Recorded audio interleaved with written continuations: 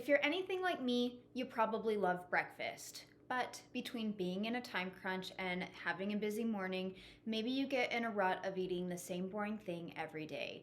If this sounds familiar, I've got the perfect make-ahead recipe that's sure to not only invigorate your taste buds, but keep you full and satisfied to get you through your morning.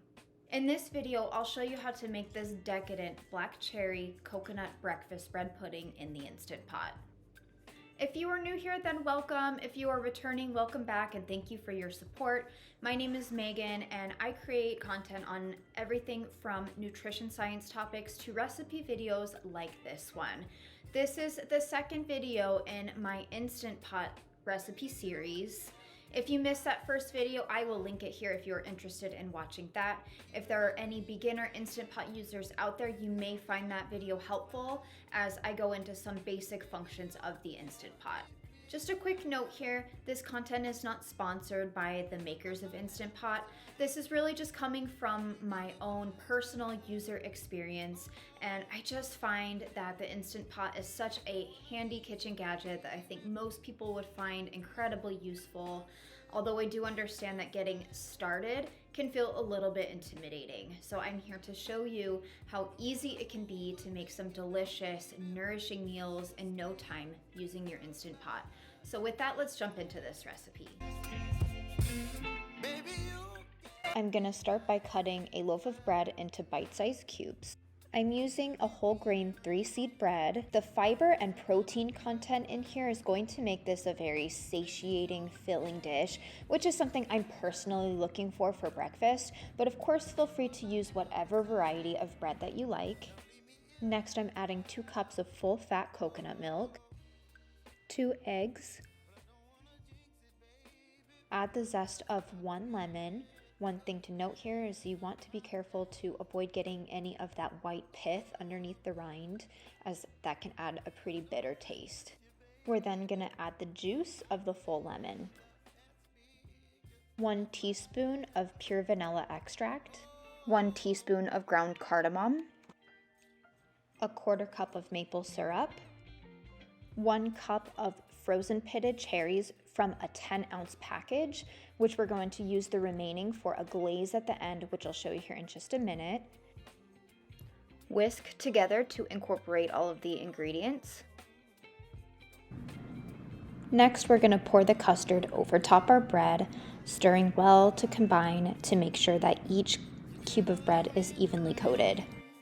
This is going to cook using the pot-in-pot method, so you're going to want to find a dish to transfer your bread pudding into that is safe to use in the Instant Pot, such as the ceramic dish that I have here.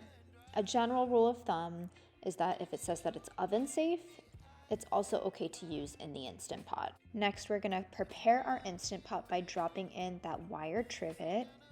I'm going to cover this with a piece of parchment paper in order to promote even cooking. In order for this to come to pressure appropriately, there needs to be a cup or so of water in the bottom of the inner pot. It's a lot easier to add the water before the dish, I just forgot to here. Finally, pop on the lid. Make sure that knob on the top is turned to seal, and this is going to pressure cook for 15 minutes. In the meantime, I'm going to make our glaze. So in a small sauce pot on medium-high heat, I'm going to add our leftover cherries along with the juice of half of a lemon and 1 tablespoon of maple syrup. Stir to combine, using your spatula to smash and extract more juice from the cherries. Once it comes to a boil, turn the heat down to simmer and let it reduce and thicken until it sticks to the back of your spatula. It should be about a jelly-like consistency.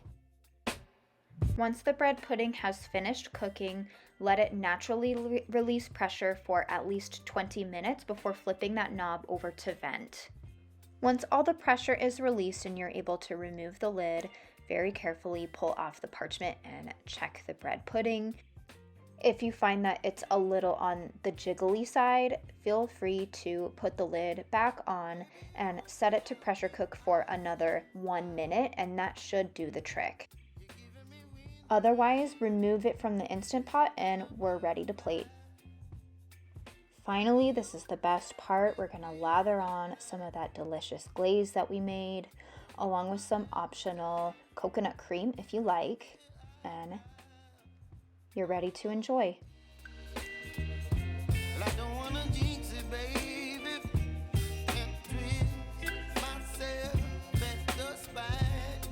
That is it for this video. Thank you guys so much for watching. If you liked this video, be sure to keep a lookout for my Instant Pot Breakfast Recipes Part 2 that should be coming out soon. I hope to see you there. Bye.